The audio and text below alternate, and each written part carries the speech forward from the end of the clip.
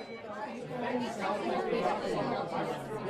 welcome back to Crime Cafe. I'm so excited to be here. It's another murder mystery and meal prep Monday, and today I'm going to be prepping a keto chicken broccoli bake or casserole, whichever you prefer to call it. There are no noodles or anything like that in here, but you can add fake noodles and stuff to it. But I am making that for dinner tonight, so I'm going to prep it today and cut up a couple like different snacky things for myself and do all that, bring you along with me while I tell you a true crime story. Everything that I do food-wise will be in the description below. I don't talk about it during the video, but with that being said, let's dive into today's true crime video. Today's video is going to be about a 39-year-old woman named Jodine Serrin. I think that's how you pronounce it. She was a beautiful woman, and she suffered from some mental disabilities. They called it high functioning, so I'm not sure if she was on the spectrum, because usually when someone says high functioning, they're referring to the autism spectrum. And I want to make it clear that I know that a lot of autistic adults do not agree with the labels, the high functioning and low functioning stuff, so I just wanted to throw that out there. But that's what it said online, that she was high functioning and very independent, able to live on her own, but she was in touch with her mom and dad, Art and Louise, every single day, multiple times a day. They never weren't in contact with each other. If she had any doctor's appointments or anything like that, her mom and dad would drive her to them. She didn't do those things alone, and she didn't drive herself anywhere, so she did depend on them to go places in that way.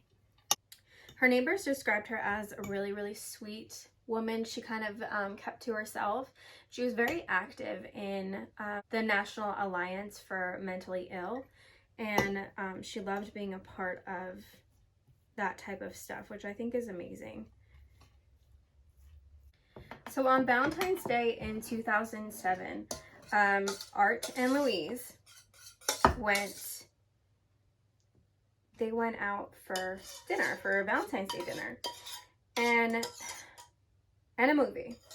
They went out for a dinner and a movie, and they didn't hear from Jodine all day, which was really unlike her. And Louise was starting to get anxious about it. She was just nervous about her daughter. She's worried about her, and so she was saying to her husband that afterwards, I mean, it was a wonderful dinner and they had a great time in the movies, but she just couldn't get her off her mind. So she wanted to swing by her apartment after the movie was done, just to make sure that she was okay, because it was really odd for her to not talk to them at all. So they got to Jody's place around 10 o'clock at night, and they knocked at the door. No answer. And they did this for probably like about 10 minutes, and like she wasn't coming to the door. So Art was able to get his spare key, and open the door, but the latch from the inside was hooked, so he couldn't get in. But he can see that all of her lights were on, every single one of her lights. So she had to have been home. So he was calling for her. There was no response at all, no movement in the apartment. So they got really, really worried, and Art ended up smashing the door down. They did think that maybe she fell asleep and she was in her room.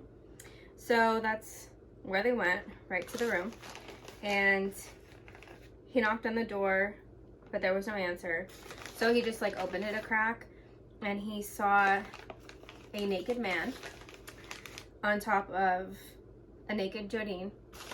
And, you know, her dad thought that she was having some romantic time. And he was extremely embarrassed and shut the door and took his wife and moved her out into a different area of the apartment. It was like a living room area, and, you know, told her what was happening and that he felt really bad for walking in on her. So they waited quite a while out in the living room area and figured, you know, she would come out and tell them, you know, what was happening. And but they didn't hear anything. They heard no movement still in her bedroom. So they went back to check on her, and when they opened up the door, they saw that she was still laying there and the man that was on top of her was gone. So he ran over. So he ran over to Jodine immediately and started to, you know, try to give her CPR and do whatever was needed to bring her back. Her mom called 911 right away, but her dad said, you know, it's way too late. She was already cold. So she had been dead for hours. So when he saw that man on top of her, she was already gone. So when the cops came, they, you know, looked over Jodine and saw that she was brutally beaten and strangled to death. And obviously the man that was on top of her was the one who killed her. So her parents tried to think of anything familiar about him. Her dad felt like he was familiar, but couldn't put a finger on it. When the police came in, they could see that there was no forced entry. There was no break-in. Things weren't stolen. Obviously the door was locked, so it was open for the killer, and there was no broken windows or anything like that. There was no broken windows in her room.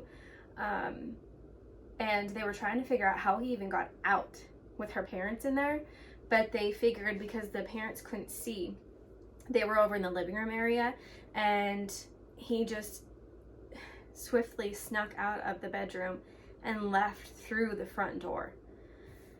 So he was right there, and they were thinking that it was probably someone that she knew because she let them in. Now, that's not always the case. It really isn't always the case, because even if you open up your door, if you're a friendly person or not vigilant with strangers, then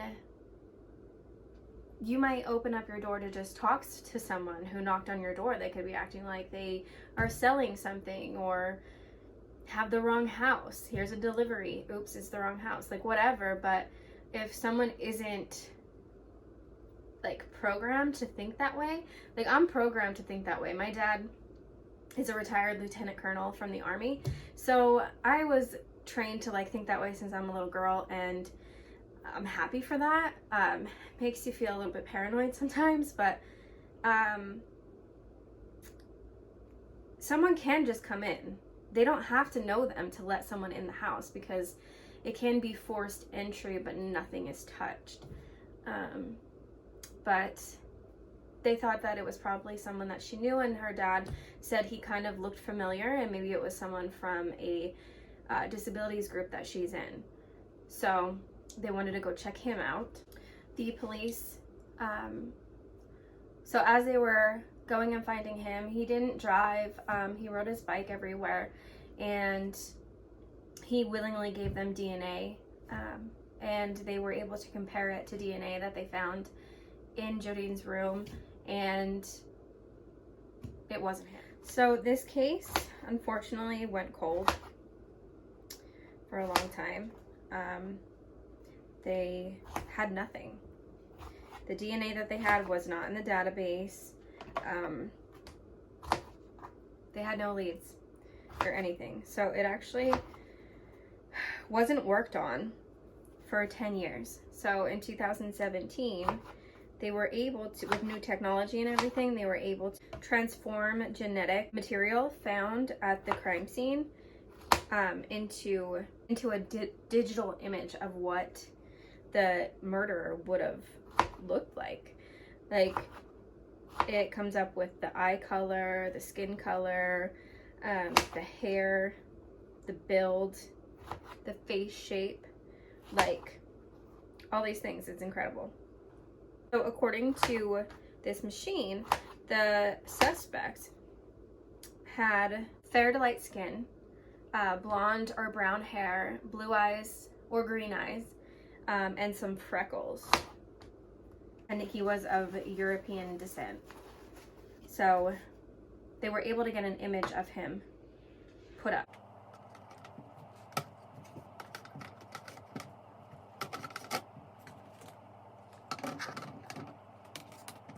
So the family actually put out a reward for the suspect. They put that image out that came from the machine and put out a $52,000 reward if anyone knew who it was. And a year later, in 2018, it came up that they thought the suspect was, it's getting extremely dark in here. It's dark outside. This lighting might suck. They identified the suspect as David Mabrito. I think that's how you say it. They identified him as the suspect in the rape and murder of Jodine Serrin. But unfortunately, he had committed suicide in 2011. So even though they had their suspect who they thought did it, they didn't really have the answer. Like, if it was my family, that just sucks, because I feel like you do have closure, but not really. Really, really sad case. She was a beautiful person, volunteered her time, you know, to help people that struggled like she did, and she just was awful. And I can't even imagine as a parent walking in on something like that, and that's heartbreaking. It's so sad. And that's gonna end today's video for the murder mystery and meal prep. Everything that I did, obviously I just did some fruit, but the recipe is gonna be in the description below. Definitely try it. Like I said, it's amazing. It really is so good if you're watching your carbs, and you can put it over some fake noodles, or even like a cauliflower rice or something like that. It's really, really good. If you have any suggestions on cases that I should cover, definitely leave them in the comments. I would love to know what you want to see. And yeah, this is fun. I'm hoping to get, you know, the hang of it more and more as the more videos I do. It's new, but it's seriously a lot of fun for me. So I hope you enjoy it. I hope you enjoy this kind of thing. If you do, then definitely hit the subscribe button and the bell to be notified every time I upload a video. But like I said, these upload on Mondays. If it keeps going smoothly, it's working out really good with my schedule, like recording and editing and stuff, which I'm so excited about. But if it keeps going smoothly, I might be able to do 2 videos a week, but we will see. That's not a promise. We will see how it goes. But thank you so much for joining me, and